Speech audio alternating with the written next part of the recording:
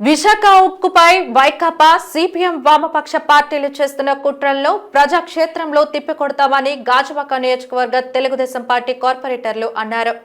Gajuwaka Telugu Desam party కార్యాలయంలో ఏర్పాటు చేసిన మీడియా సమావేశంలో కార్పొరేటర్లు మాట్లాడుతూ వైకాపా ఇచ్చిన చిల్లరకు ఆశపడి సిపిఎం వామపక్ష యూనియన్లు కార్మికులు నిర్వాసితుల్లో పథకం ప్రకారం గందరగోళం సృష్టించే ప్రక్రియకు శ్రీకారం చుట్టారన్నారు.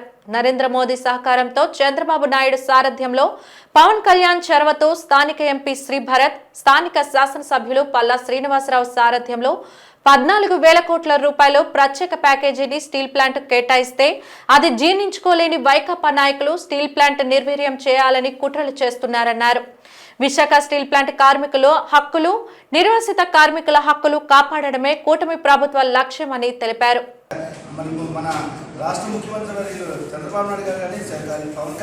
కాంట్రాక్ట్ నాయకులు ఎవరైతే ఉన్నారో మా కాంట్రాక్టర్లు, అదేవిధంగా యూనియన్ నాయకులు వాళ్ళ స్వలాభం కోసం ఎక్కువ మ్యాన్ పవర్ చూపించి దాని ద్వారా వాళ్ళు లబ్ధి పొందే పరిస్థితుంది. ఈరోజు స్టీల్ ప్లాంట్ లో చాలా మంది కాంట్రాక్ట్ వర్కర్లు తీసని చెప్తున్నారు.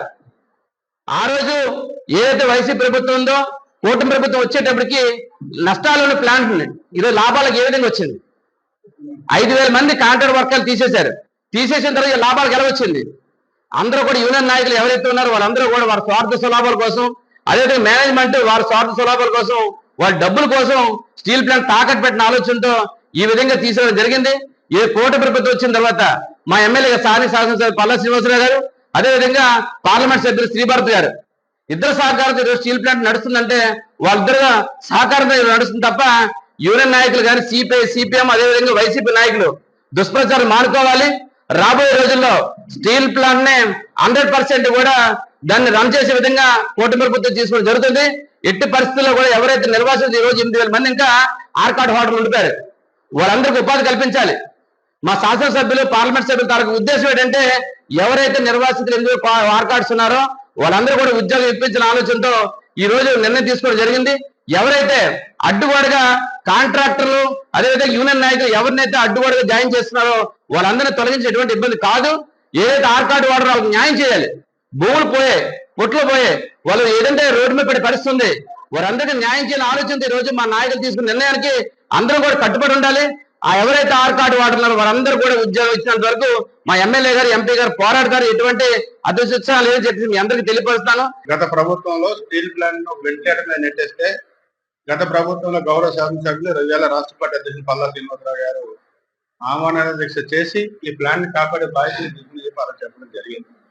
దాని మీదే ఎప్పుడైతే గెలిచిన తర్వాత అలుపెరగిన పోరాటంతో పోరాడి ఈవేళ రాష్ట్ర ప్రభుత్వాన్ని ఒప్పించి, అది కేంద్ర ప్రభుత్వాన్ని ఒప్పించి, మరి ముఖ్యమంత్రి గారు ఒప్పించి ఈవేళ స్టీల్ ప్లాంట్ ఏదైతే వెంటనే మళ్ళీ పైకి లేపడానికి 11,400 కోట్ల రూపాయలు తెచ్చివ్వడం జరిగింది. దాంతోపాటు రాష్ట్ర పార్టీ కూడా ఏదైతే అది పవర్ బిల్లు కానీ, ఏదైతే ట్యాక్స్ రూపాయన కానీ, వాటర్ బిల్లు కానీ 2,200 కోట్ల రూపాయలు రాష్ట్ర ప్రభుత్వం కూడా ఇవ్వడం జరిగింది. స్టీల్ ప్లాంట్ లో ఏదైతే ఆర్కాడ్ హోల్డర్లు 8,000 మంది ఇంకా ఉన్నారు. ఇవాళ స్టీల్ ప్లాంట్ అదనంగా జాయిన్ చేయడం వాస్తవం అనేది అందరూ తెలిసిన విషయం. అదనంగా అంటే ఇవాళ నిజంగా ఉన్న యూనియన్ లీడర్లందరినీ మేము ఒకటి అడుగుతున్నాం.